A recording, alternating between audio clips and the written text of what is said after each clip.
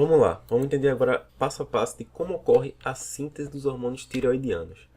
A primeira etapa da síntese é basicamente o transporte desse iodo que foi captado pelo lado basal e direcionamento para o lado apical do iodo, ou seja, é ele sair dessa região aqui apical, dessa região aqui basal e ir até o lado apical. Esse é o primeiro passo do transporte. E como é que a gente vai ter esse transporte? Basicamente, ele vai entrar por esse transportador NIS, que é o cotransportador iodo de sódio, e lá em cima na região apical, ele vai sair pela pendrina, que é a PDS, que a gente pode ver aqui o nome dela, pendrina. Então a gente tem um transportador do lado apical e o transportador do lado basal. O do lado basal é o NIS, o do lado apical é o PDS, que é a pendrina. O segundo passo é a oxidação do iodeto, que vai ocorrer a partir de quem? Lembra que eu falei para vocês da tireoperoxidase, que era muito essencial nesse processo? Então, novamente aqui, a primeira atuação da tireoperoxidase vai ser na oxidação do iodeto. E quem que ela vai usar para catalisar essa reação? Vai ser o peróxido de hidrogênio. Ele vai ser um catalisador da reação. A terceira etapa vai ser a iodação dos resíduos de tirosilo, que basicamente vai pegar a molécula de tiroglobulina, vai fazer a iodação desses resíduos de tirosilo dela, formar iodotirosinas. Então você pode acompanhar ela aqui, ó, nessa região aqui, ó, tem aqui o peróxido de hidrogênio sendo catalisador da reação e aqui a iodação dos resíduos de tirosilo.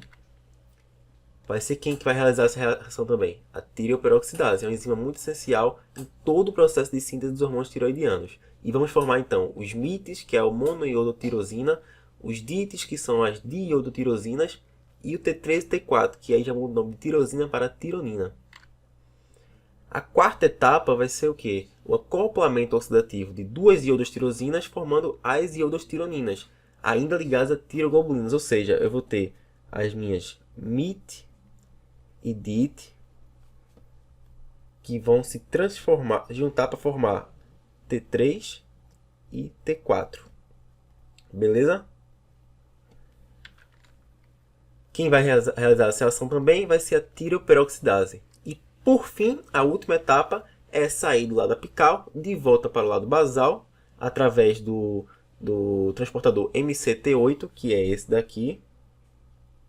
MCT8, ele vai alcançar a circulação e ser secretado, ou seja, é a secreção dos hormônios tireoidianos, é a última etapa.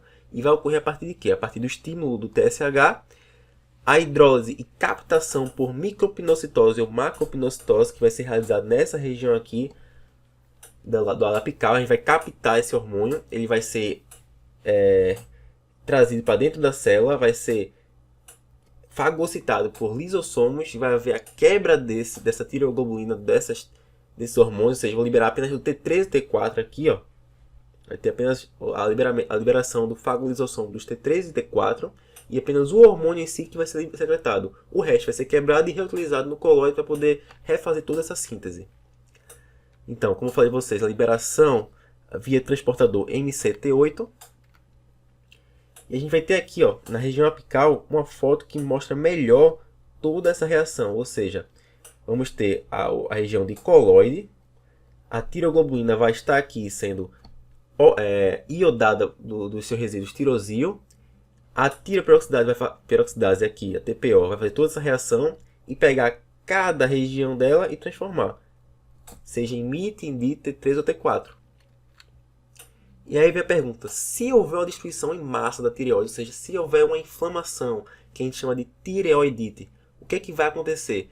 Havendo a tireoidite, havendo a destruição vamos dizer, destruir toda essa capacidade celular de manter o colóide, eu vou fazer uma liberação exacerbada de todas as tireoglobulinas e hormônios tireoidianos, ou seja, meio a tireoidite, a gente vai ter uma liberação exagerada dos hormônios tireoidianos. É uma coisa que vai ser transitória, ou seja, eu vou ter um estado de hipertireoidismo associado a um pós-hipotireoidismo, depois vai ter uma reação de gerar uma reação basal, vou voltar ao meu estado basal, porque foi apenas um estado transitório, não foi uma agressão que foi prolongada e perpetuada, é uma reação transitória, a reação de tireoidite. Então, no nosso primeiro checklist, a gente já entendeu aqui como ocorre a síntese dos hormônios tireoidianos e sua regulação.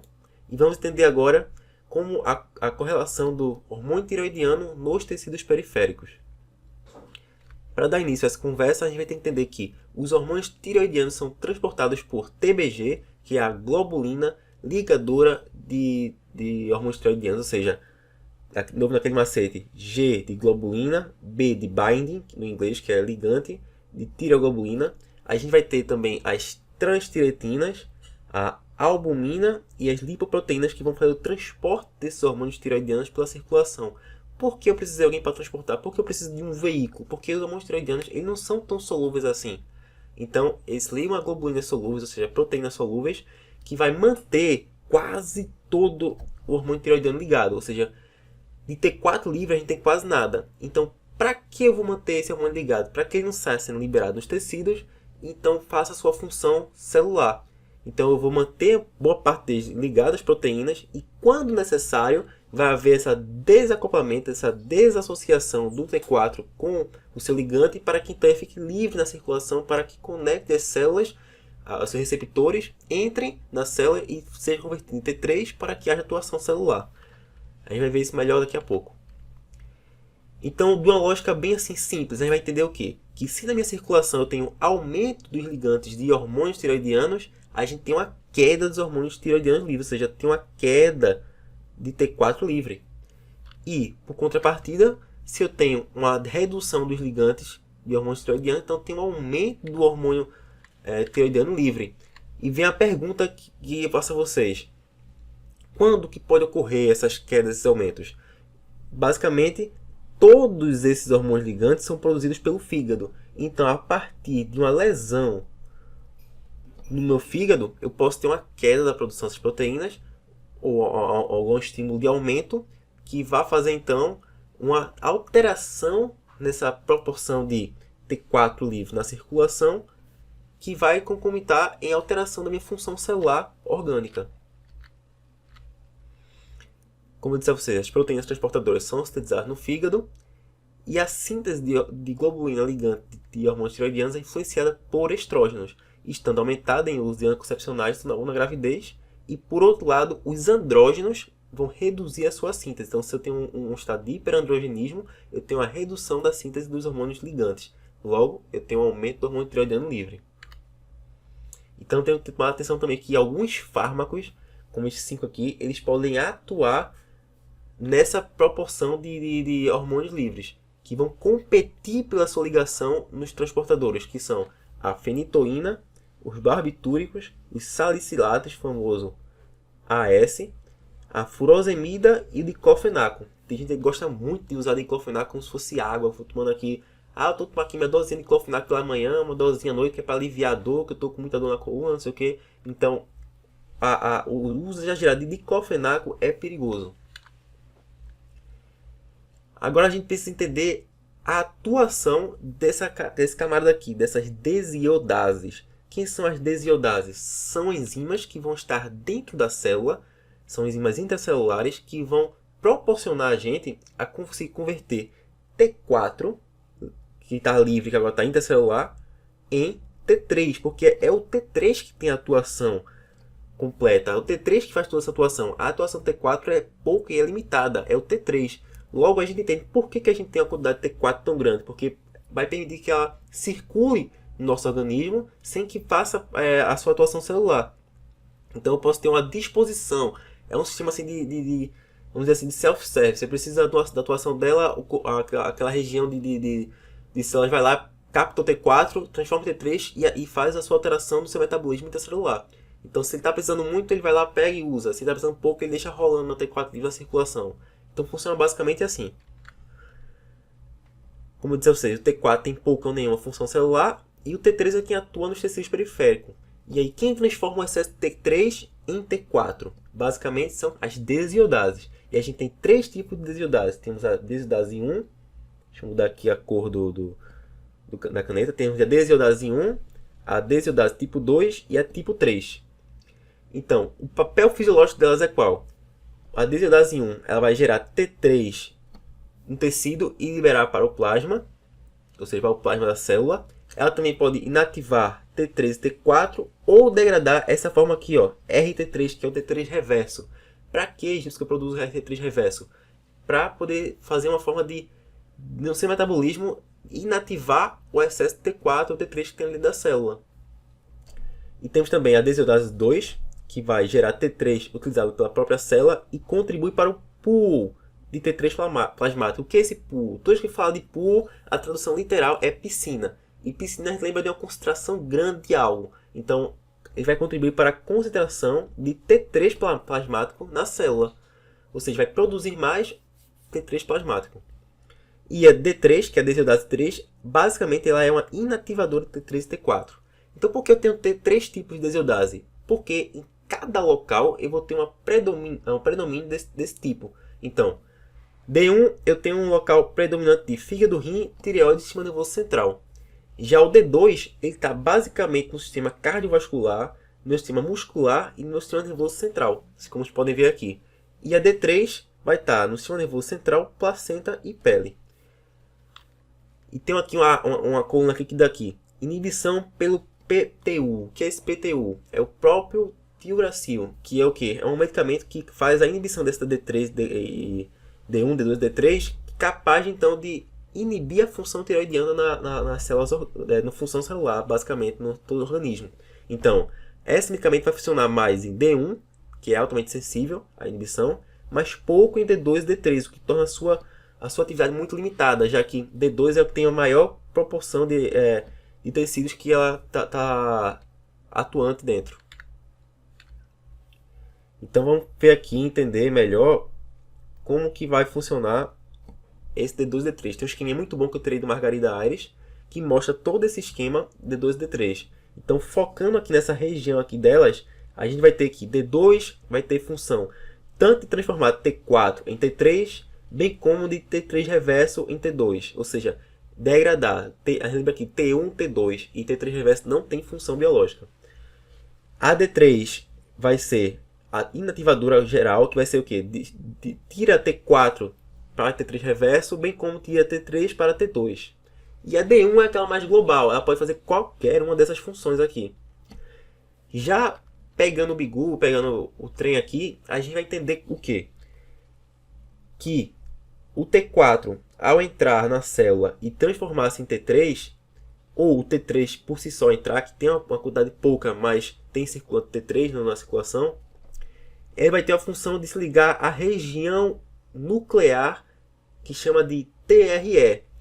Esse TRE, lá no na nossa região nuclear, nosso genoma, ele vai ligar aos receptores de hormônios tiroidianos e vai mudar toda aquela conformação e produção do nosso DNA. Então, a partir de quê? A partir dos microRNAs. Aí vai ter todo esse sistema de mensageiro para poder atuar a produção de proteínas e outras funções celulares. Então, essa é uma das funções dos hormônios tiroidianos, mas é a principal, que é a atuação na expressão genômica da célula.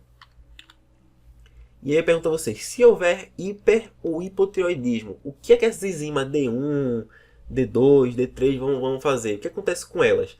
No estado hipertireoide, a célula tem a capacidade sensível de regular essa função. Ou seja, se eu estou no estado hiper, vamos escrever aqui, se eu estou no estado hiper, eu vou ter uma diminuição, eu vou ter um aumento da função das desiodases de inativação, um aumento da função das enzimas.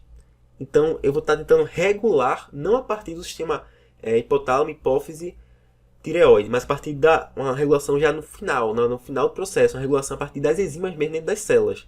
Então, no estado hiper, eu vou ter um aumento da função das enzimas para poder haver uma degradação maior, que ela sabe que está com excesso de hormônio ali.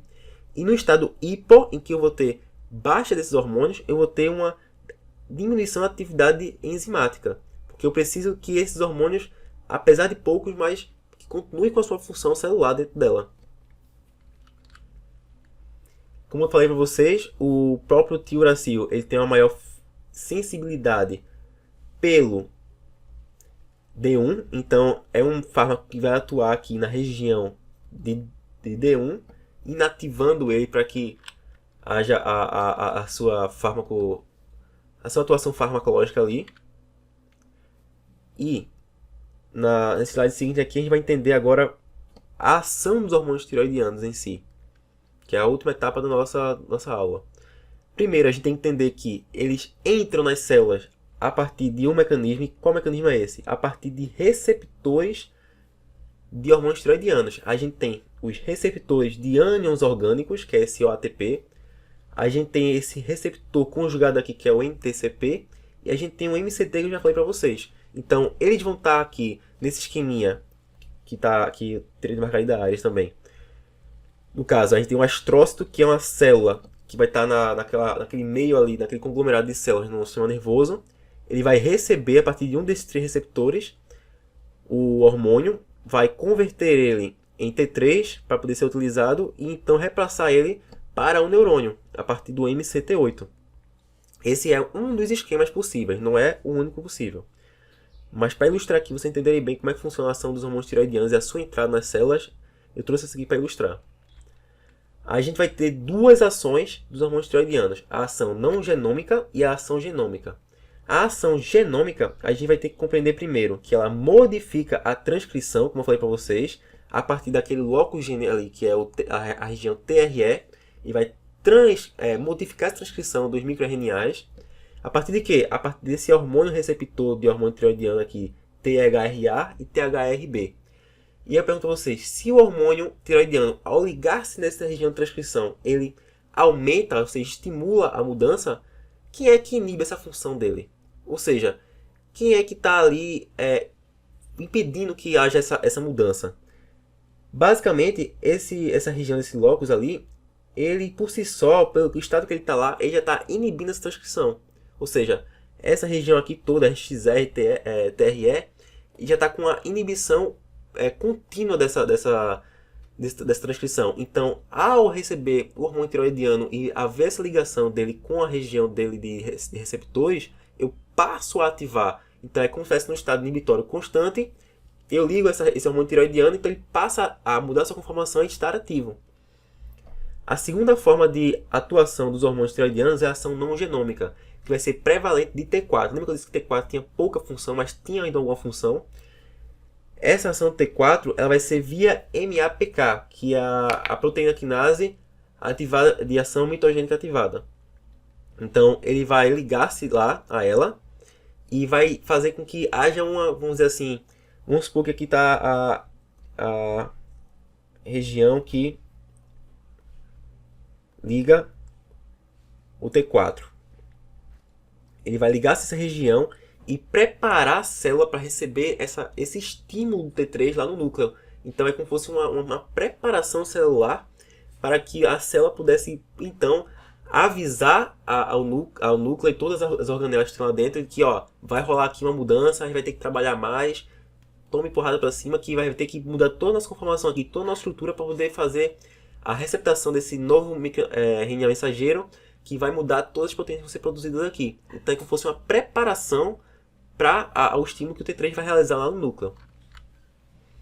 Então vamos agora finalizar com toda a ação fisiológica dos hormônios tireoidianos. A gente tem aqui uma tabela enorme com as funções do hormônio tireoidiano. Então para você parar de preconceito de que o hormônio tireoidiano só aumenta o metabolismo e diminui o metabolismo. Não. Esse aumentar e diminuir o metabolismo, ele tem uma tradução em cada órgão que ele atua.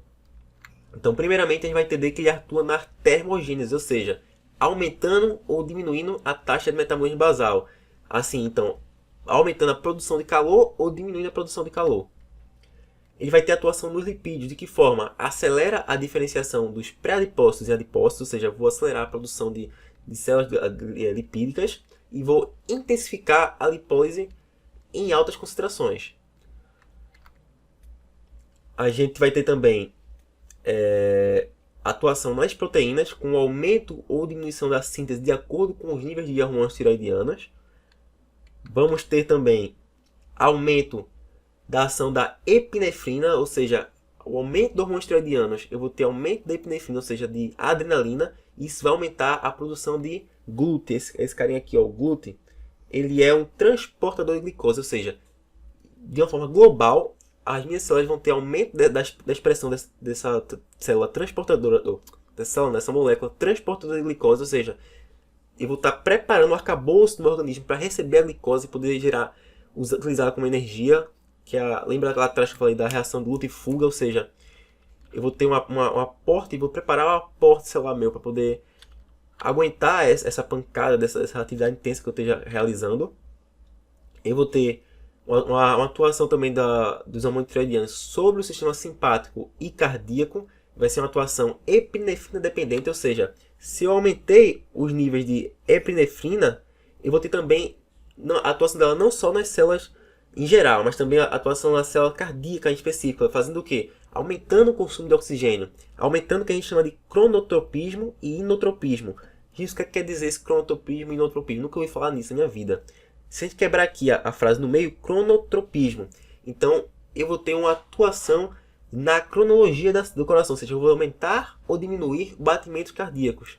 Via o quê? Receptores beta-adrenérgicos, que vão ser receptores para epinefrina lá. E o inotropismo é de quê? Se a gente quebrar aqui também, a gente vai ter que vai ser uma atuação na contratilidade. Eu aumento a força contrátil, a intensidade com que o coração contrai aquele músculo cardíaco. E isso gera o quê? Em consequência, um aumento do consumo de oxigênio pelo coração. Dando continuidade, a gente tem a atuação dos músculos a partir da maior mobilização de cálcio. A gente tem que entender, se a gente já estudou, que a contratilidade do músculo depende da mobilização do cálcio para toda aquela região da actina e miosina. A gente vai ter também uma atuação nos ossos, que vai aumentar a porosidade cortical e vai afinar as trabéculas. Por quê? Que eu vou ter uma maior reabsorção óssea para a liberação de cálcio no sangue. A gente tem também um estímulo na hematopoese a partir da expressão de RIF1, que vai levar a um estímulo de eritropoese. RIF1 é um fator que vai ser induzido a partir da hipóxia. O que é hipóxia? Seria um estado de circulação de oxigênio no sangue, ou seja, de uma forma assim simples, a gente vai entender que os tecidos estão mal perfundidos. Então você vai ter um estímulo da eritropoese, que é a partir da eritropoetina, e vai ter aumento do estímulo à produção de células sanguíneas, da linhagem vermelha, né? No sistema endócrino, a gente tem um aumento da prolactina decorrente do hipotireoidismo, bem como uma redução da secreção de LH e FSH, também no hipo, gerando um estado também de anovulação na mulher ou de menorragia. Menorragia é um aumento do período da quantidade de sangue decorrente da menstruação. Vamos ter também no sistema endócrino um aumento da necessidade de insulina no hipertireoidismo, já que eu tenho um estímulo maior de quantidade de células que vão estar receptando a glicose. No crescimento e no desenvolvimento, a gente vai ter, na ausência de hormônios tireoidianos, que foi constatado uma dificuldade do crescimento e desenvolvimento do indivíduo, mesmo com o hormônio do crescimento em níveis normais. Ou seja, o crescimento e desenvolvimento da pessoa depende independentemente de hormônios tireoidianos, ou seja, ainda que eu tenha uma quantidade normal de hormônio de crescimento, que é um fator muito importante para esse desenvolvimento, mas se eu não tiver hormônios tireoidianos suficiente, eu tenho uma falha nesse desenvolvimento do sistemática inteiro do organismo. No sistema nervoso central, como a gente já falou, vai ter a questão do cretinismo, que vai ser um retardo no desenvolvimento mental. E por fim, a gente tem uma aplicação prática aqui, que é o teste do pezinho. Toda criança, quando nasce, ela faz o teste do pezinho, que é para quê? Para identificar nos níveis sanguíneos se há um hipotireoidismo congênito, ou seja, se há uma redução dos hormônios tireoidianos assim que a criança nasce. Então, no checklist aqui, a gente pode dizer já que a gente entendeu como ocorre a síntese dos hormônios tireoidianos, a sua regulação, e entender a correlação dos hormônios tireoidianos nos tecidos periféricos. Por fim, vamos finalizar agora respondendo o caso clínico e respondendo as questões do brainstorming que a gente fez lá atrás. Então, foram pedidos exames complementares e guiado pela suspeita de hipertireoidismo, ou seja, sem lembrar de todos os sintomas do paciente, perdendo peso, o metabolismo dela está acelerado, o pensamento acelerado, a gente pode ser guiado para um estado de hipertireoidismo. Então foram solicitados aqui TSH, T4 livre, T3 e TRAB. Mas Gibson, o que é esse TRAB aí? Tu não me falasse não desse TRAB não. O TRAB, ele é um hormônio que vai estimular uma melanina, um anticorpo que se liga à região receptora de TSH lá na tireoide. E lá na tireoide ele vai estimular como se fosse um TSH. Ora, você está me dizendo então que tem um anticorpo que liga como se fosse TSH. Ou seja, vamos supor aqui, eu tenho um estado de T4 livre alto, T3 alto elevado. Porque eu estou fazendo a tireoide trabalhar. Vamos guardar de um jeito bem idiota. TREB, redução da palavra trabalho. Então, bora botar a tireoide para trabalhar. Então, aumentei T4 livre, aumentei T3 livre. Então, essa quantidade alta de hormônio na circulação vai fazer feedback negativo lá em cima para hipófise e hipotálamo. Então, no estado de hipertireoidismo, eu tenho T4 livre alto, T3 livre alto, como está aqui. Porém, eu tenho um TSH reduzido. Ou seja, como é indicado aqui, ó, eu tenho um TSH inferior a 0,04, que o normal é TSH entre 0,5 a 5, e tem um T4 livre de 3,6, que o normal é de 0,9 a 2. Bem como um T3, que também foi pedido, não precisava, mas indica aqui que tem 484 nanogramas por decilitro, que o normal é de 70 a 190. E para fechar mais ainda, ó, TREB positivo. Então fecho esses quesitos de hipertireoidismo. E ainda tinha outro dado clínico que foi muito importante, que foi a exoftalmia, que é esse esbugalhamento do olho, essa protrusão ocular. E por que se dá essa protrusão ocular, Gibbs? Porque lá atrás do globo ocular eu tenho uma hiperproliferação de glicosamidoglicanos e da matriz extracelular. Então vai ocupando, aqui está o globo ocular, ele vai ocupando essa região e vai empurrando o olho para fora. Então essa exoftalmia é característica de hipertireoidismo e geralmente associado ao hipertireoidismo da doença de Graves. Então, respondendo as perguntas do brainstorm, a gente vai ter que: por que pedimos o beta-HCG e não o alfa-HCG? A gente vai ter que entender basicamente que o TSH ele vai ter uma porção alfa e uma porção beta. Essa porção alfa ela é similar à porção do alfa-HCG do HCG, que é o hormônio que aumenta durante a gravidez. Então, se eu peço uma porção que é similar, eu vou ter falso positivo, porque eu vou ter uma elevação muito alta dessa dosagem. Porque tanto é do alfa-HCG, quanto é do hormônio estimulante da tireoide, do TSH. Então, eu peço isoladamente o beta-HCG, que vai me dar só as dosagens de HCG reais para mim. A segunda pergunta: por que a grávida vomita tanto por volta da quinta, 12ª semana de gestação? Porque é quando há o pico maior dessa produção, tanto de estrogênios quanto de HCG. Então tem um maior estímulo do sistema nervoso. E esse estímulo vai fazer com que a grávida tenha um estado de hiperêmese gravídica. Agora, quando é que eu tenho que ficar atento a isso? Quando após a 16ª, 18ª semana persiste esse quadro, que já era para estar já acostumado. Então, passou a 16ª semana, passou a 18ª, eu tenho que ficar ligado já para a mole datiforme, que é uma situação em que eu vou ter invasão pelo sincisto trofoblasto, que é a região de acoplamento lá no útero. E essa invasão ela provoca apenas um aumento na produção exagerada de beta-HCG e pode posteriormente virar uma neoplasia. E por fim, quem regula a secreção tireoide? Como já expliquei a vocês no início da aula, a secreção tireoide da tireoide é regulada pelo TRH, pelo TSH, naquele eixo, e também por alguns fatores externos. Uma coisa muito interessante que eu esqueci de comentar é que paciente que está tendo estado hipertireoideo, você não pode dar AS. Por quê? Porque o AS ele vai competir pela ligação, como eu falei do salicilato lá, mas não dei ênfase, e vai competir pela ligação nos hormônios carreadores. Ou seja, se eu estou com estado hipertireoideo e eu estou tendo ainda uma diminuição desse